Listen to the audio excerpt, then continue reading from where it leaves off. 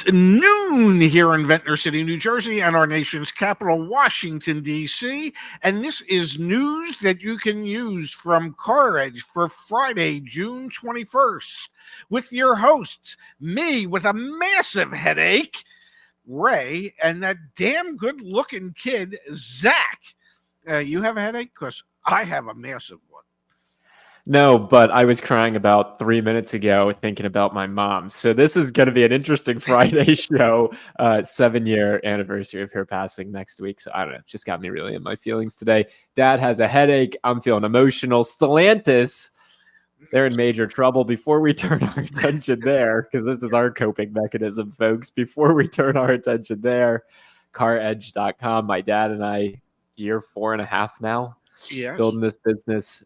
We got a car search that you can use. We're actually going to use the car search a bit today to talk about Stellantis. Check it out. There's no ads, none of your information goes to dealers or anything like that. We also have our car buying service, which for a limited time is $500 off.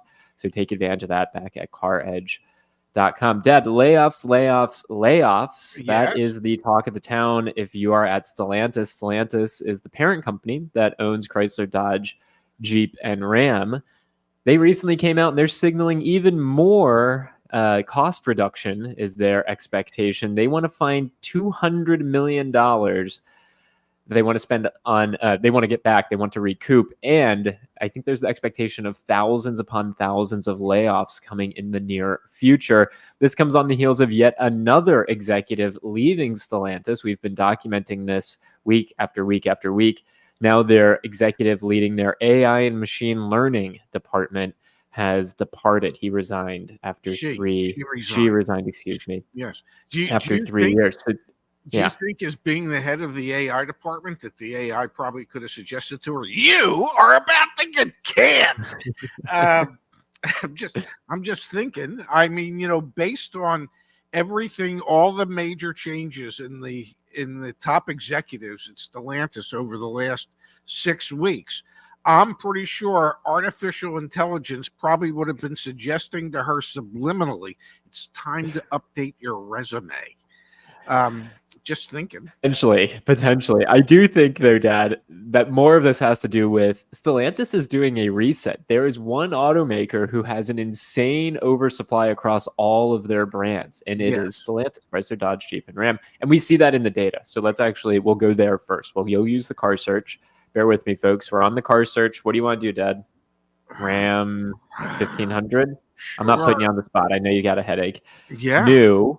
Yeah. Let's look at this. Again, we're in Toms River, New Jersey. If someone wants to suggest a zip code, I can do this research in your zip code. Drop that in the chat. But until then, let's see how these $80,000 2024 Ram 1500s are selling in Toms River, New Jersey. We click into it. We scroll down. In 86 days supply. That's actually quite low for this brand, Pops. But what's going to be interesting is if I go back to results and I click on the new 2025, that's on the dealer lot. There you go. There's a 314 days supply of inventory right there. We're going to use a few different zip codes here that have come through in the chat in just a moment.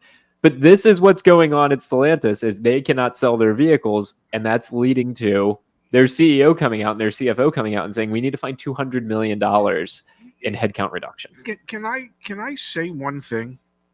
That this is one of the few times that Stellantis and I have something in common. Okay. And what we have in common is I would love to find $200 million as well. Okay. I don't know what I would do with it if I found it, but I would love to find $200 million. And I guess their idea of how to find that $200 million is to destroy their North American operations for their Chrysler, Dodge, Jeep, and Ram dealers in Canada and the United States. It just, in my opinion, it seems to me that they know they raised their prices too much. They know that they have burdened their dealers with vehicles nobody seems to want.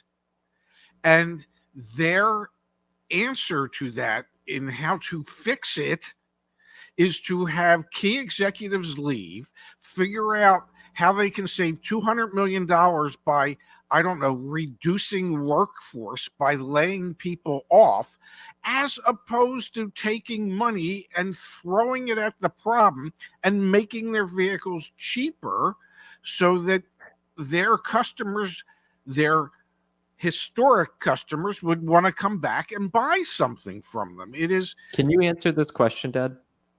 I'll try. Why did they buy Chrysler, Dodge, Jeep, Ram just to drive it into the ground?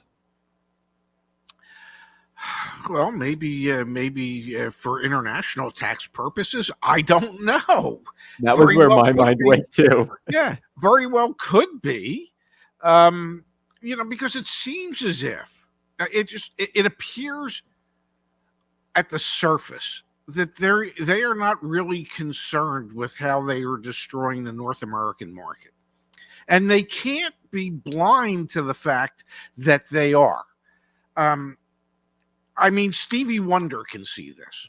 Okay, so there's if he can see it, Carlos Tavares can see it, and apparently all the executives that have left have seen it, and maybe that's why they've left, or maybe that's why if they left on their own, they left, and maybe this is Tavares's way, if they didn't want to leave on their own, to ask them to leave so that he can try something else. But it just appears that what they're doing is not working.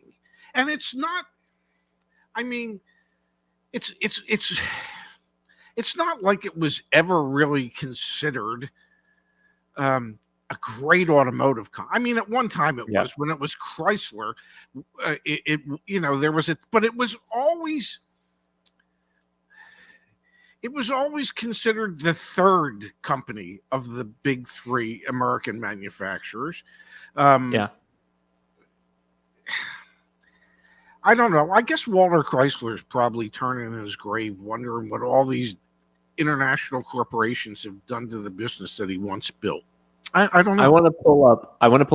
Susanna in the chat had suggested a zip code that just so happens to be down in Miami, Florida. And so let's look at Ram trucks in Miami, Florida, because again, yes, the key story here today, there is major trouble.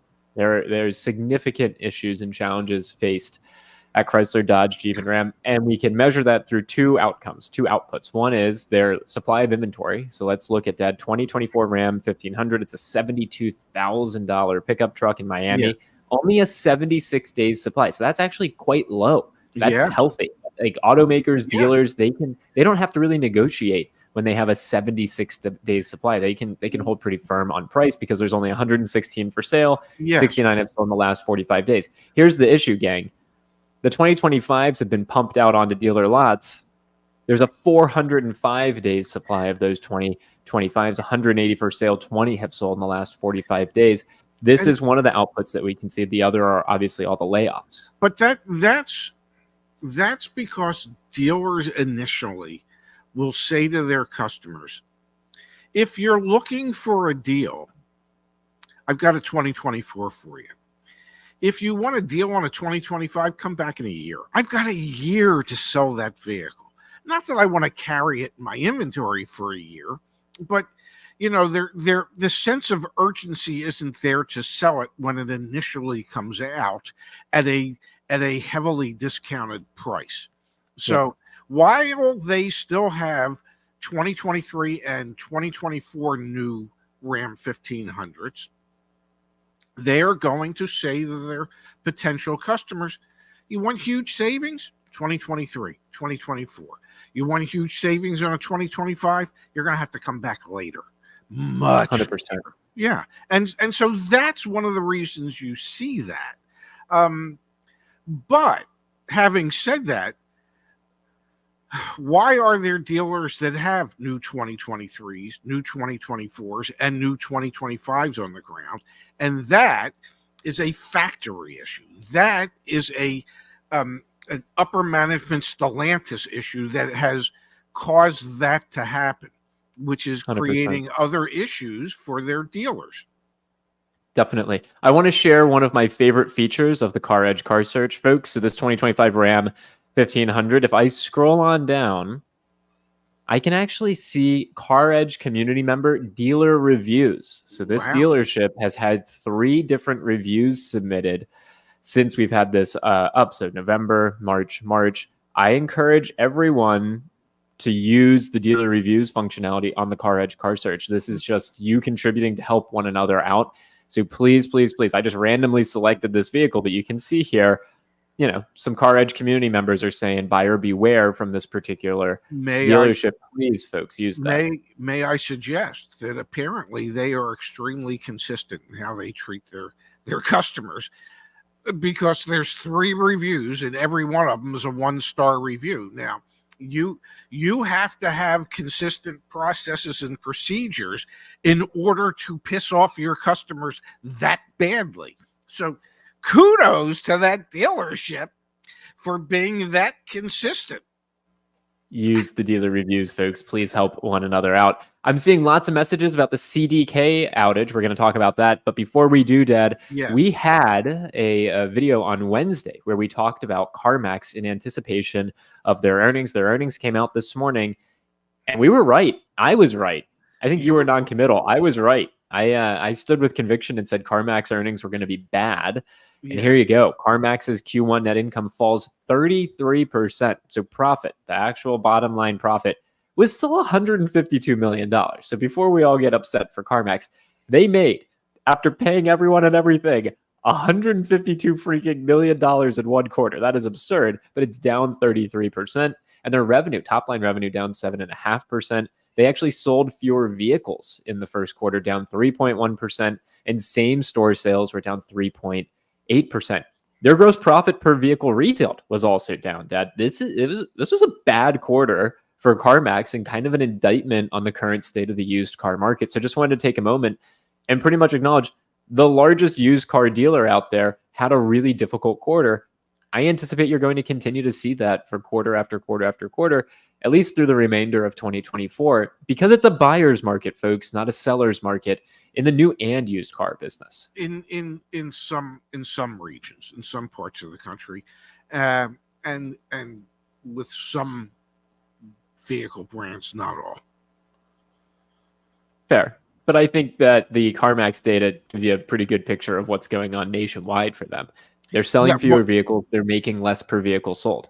But what's going to be really interesting to me, and not to pick on Carvana, but I can't wait for Carvana's quarter results to come out, and that they are 10 times stronger than every other used car dealer in America. And I'm going to want to know how and why.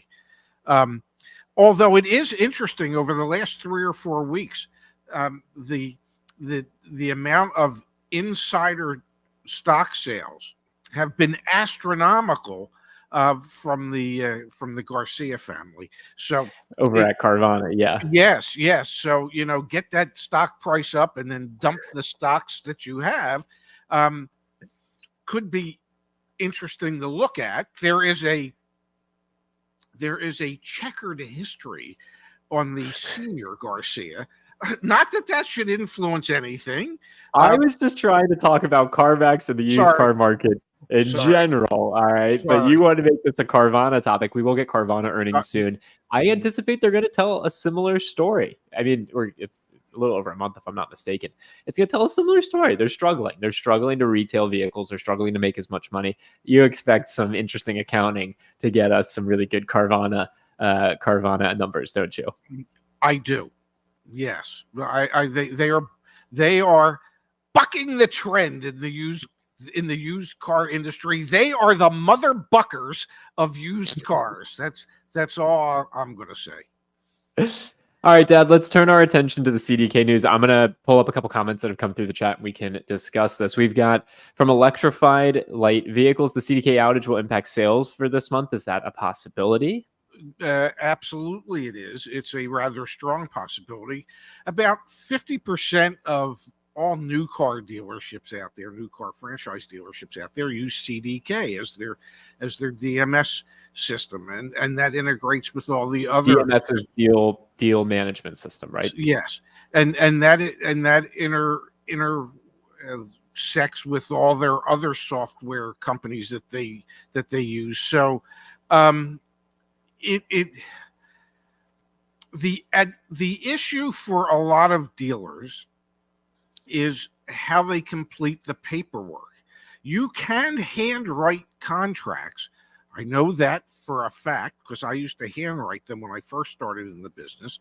But most dealers wouldn't know how to do it. They wouldn't know how to calculate everything. Now there are some systems within their system that could allow them to be able to still produce contracts. There could be some minor issues with those contracts, and so maybe state governments and others stakeholders would allow for there to be minor issues. But it's very, very difficult. It's very difficult to submit credit applications. It's very difficult in today's world where everyone within the confines of a dealership has voluntarily given up their ability to think and do to software. It's like, well, why do I need to know how to do it? The software knows how to do it, and it does when it works. When you can use it, but when you can't, Definitely. Yeah, I don't think most businesses are ready to operate pre-software again. Like you saying that you hand wrote contracts, like that sounds archaic. No offense, Pops, but that sounds archaic. And so all the people in the dealership depend on these software systems. And yeah, you're going to see it in the news, folks, because half of dealerships nationwide right now cannot operate. And it's not just the sales side. I want to pull up this comment, Dad, from Brad. Brad says our service department is swamped due to other dealers not being able to operate because of the CDK outage. Thanks. And again, I want to articulate this. We talked about CDJR earlier, yeah. Chrysler, Dodge, Jeep, Ram. Those are the brands under the umbrella Stellantis. CDK, if you Google search CDK, I don't know, it might be an acronym, but CDK is just a software company. And I'm not trying to trivialize them because they're a freaking massive company. Yeah, but they power 50% of the back ends of franchise car dealers. Yeah. And it's the service side too. Yeah. Oh no, absolutely. Everything is run through CDK, their system. It is very, very difficult for dealers to operate without that. And at this particular point in time, CDK has no idea exactly when their systems will be operational again. Now, the other thing that's concerning is the amount of information that is stored in these systems. And it's all personal information. It's customer information, dates of birth, social security numbers, driver's license numbers, insurance information, employment information. It is a treasure trove of personal information that these bad actors could conceivably get their hands on. And that's that's the scary part that nobody is talking about at the moment. Forget how it impacts operations of these businesses, and it could be billions of dollars that could be impacted until this is resolved. But there could be additional individual situations that arise because of this. Without a doubt, there are implications. There's already like data requirements and cybersecurity requirements for car dealers and vendors after this experience, because I think obviously the federal government or like the FBI is probably involved in this. NSA is probably like, they're all trying to solve this. This is not good for the economy. This is bad. This is bad when you can't have these. Auto is what, the second or third largest industry in the United States? It's massive. Yeah, so it's big. So this is a very, very big deal. Let's come here to Kaya. Thank you, Kaya. Am I safe to still go to a dealership that uses CDK even though it's down? I know they're doing it old school, but once everything's back up and running, would my information go into that system? So again, we don't know if there's been any information leaks or anything like that. The thing that we know that's been validated is that these systems are not operational. Okay, they are unable to run the software to process vehicle transactions. They have CDK has chosen to shut down the availability of these systems to the dealers in their networks until they can get these issues resolved. So is it safe to still go to the dealership? Dealerships that can figure out how to operate during this time? Absolutely. What will happen once the systems are restarted and reinstituted is that your information then, and the deal itself, if you make one, will then manually be inputted into the system, so that they have that information for future use. And part of it is to send out service reminders and to remind their sales staff to send you a thank you note and all that neat stuff. Yeah, definitely. Although I will just say again, there's probably a lot of folks out there handwriting contracts this weekend. If this lasts through the end of the month, I can assure you there are going to be even more folks relearning how to handwrite contracts. Like, transactions need to happen. So again, we don't have there's no indication that there's been any personal information leaked. Although our approach on this is it's not too far-fetched to think, okay, some bad actors were able to shut down an entire system that powers half of the auto industry. Maybe they could figure out a way to get access to your personal information. But to be clear, that's not a shot at CDK or the auto industry. Last time I checked, that's happened in every industry, in every category. It's almost like a cost of doing business online. So it's just things to keep in mind as you're navigating this process and thinking about purchasing a vehicle or working or even getting serviced on your vehicle. Mm-hmm. And we've got here, Dan, from Stand Up for Your Rights. The CDK outage is in its third day. My dealership is losing thousands in our parts department. And since sales is down this month, it's going to hurt our bottom line more. Absolutely, yes. I mean, it impacts every aspect of a dealership: accounting, parts, service, sales, F&I. Every aspect of that business is impacted because of this outage, because of all these interconnected software items that run through the CDK system. It'll impact payroll. If you can't, it's used to calculate commissions. It's used to calculate pay. It is how you clock in and clock out if you're an hourly employee.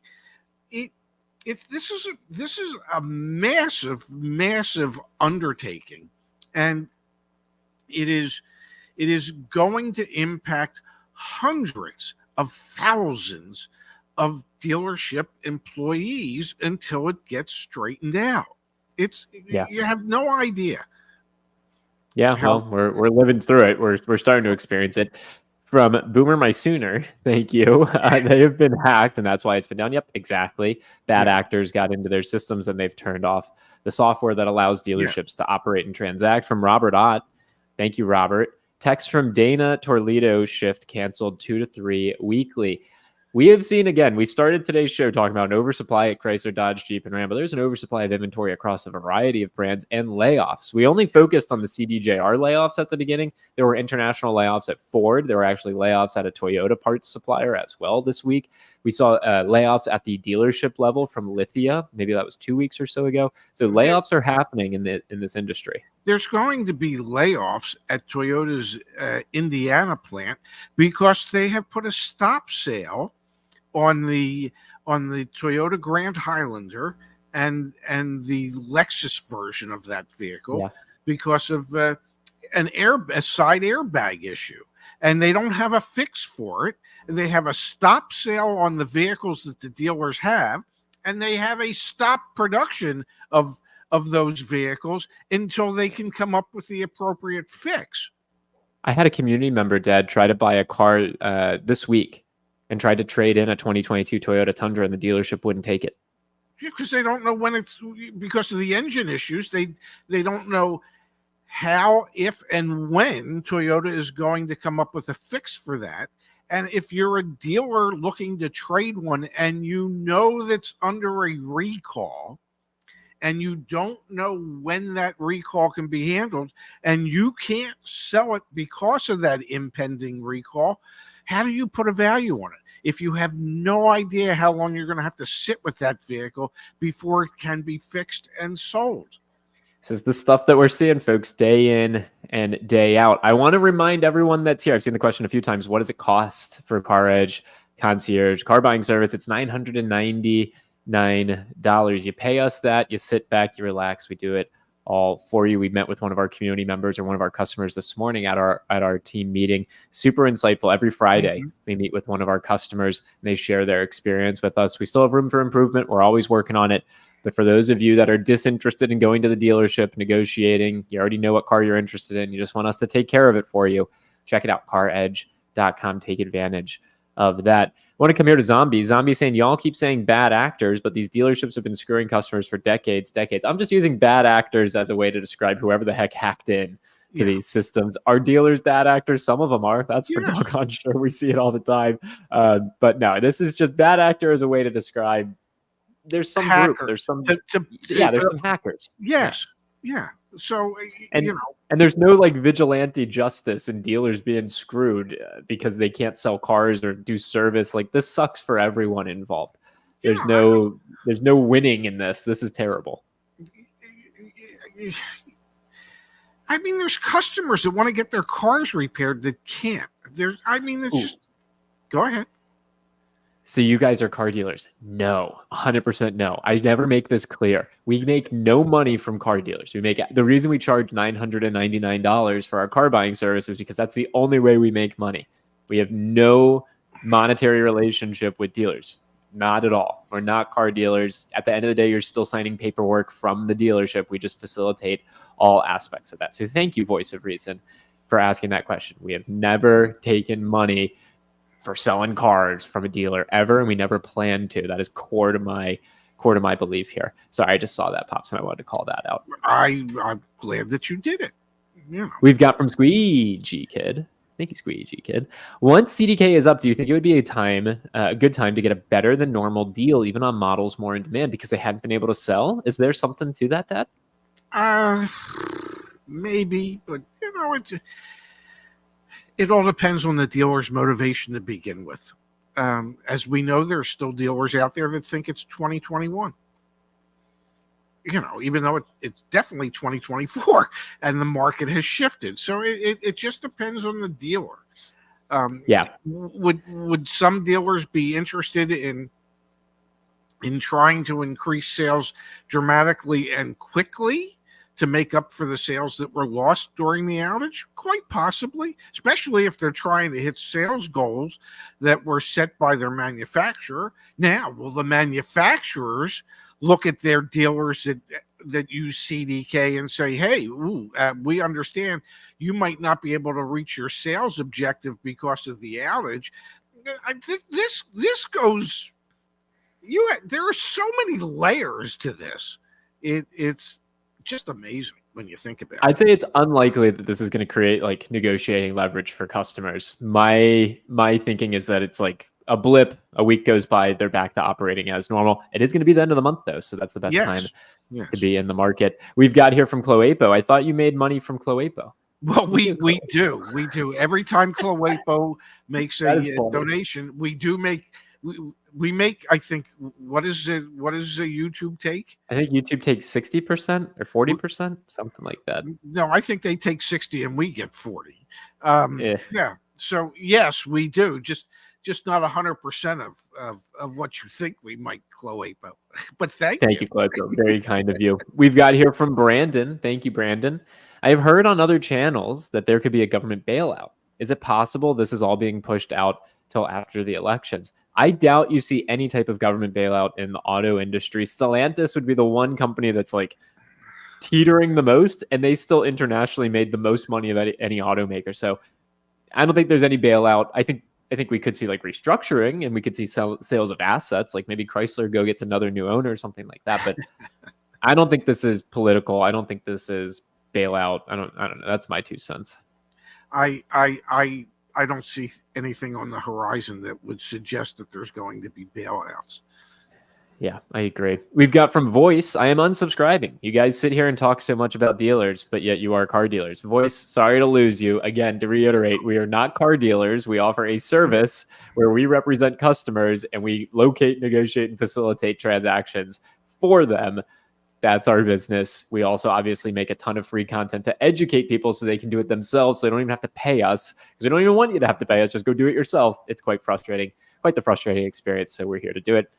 not car dealers, folks. We've got from Charlie. Regardless of Charlie. what Voice and Reason says, we are not car dealers. I don't know how to make it any plainer for you. And if you think you are going to penalize us by unsubscribing because you can't realize that we're not car dealers, that we don't own any car dealerships, that we don't own any inventory, that all we do is act as facilitators on a customer's behalf. And if you expect us to do that for absolutely no money when we have a staff of over 50 people, you, my friend, are out of your freaking mind.